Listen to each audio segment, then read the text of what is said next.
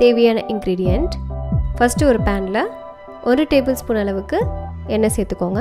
1/4 table spoon கடுகு, 1/4 table spoon சோம்பு, 1 table spoon அளவுக்கு கடலைப்பருப்பு சேர்த்துட்டு நல்லா இந்த மாதிரி ஃப்ரை பண்ணிக்கோங்க.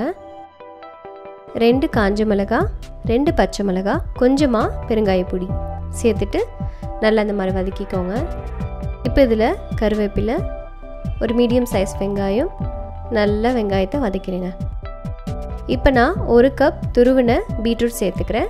இது கூடவே 1/2 teaspoon chilli powder, 1 teaspoon salt சேர்த்துட்டு ஒரு வாட்டி மிக்ஸ் பண்ணிவிடுங்க.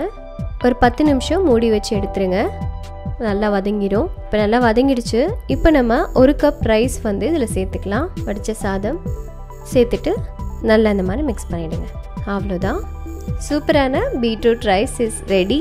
கண்டிப்பாக நீங்களும் உங்கள் வீட்டில் ட்ரை பண்ணி பாருங்கள். ட்ரை பண்ணிவிட்டு கமெண்ட்டில் சொல்லுங்கள் எப்படி இருந்துச்சுன்னு. இதே மாதிரி ஒரு சூப்பரான வீடியோவில் நெக்ஸ்ட் உங்களை மீட் பண்ணுறேன். டில் தென் பாய்.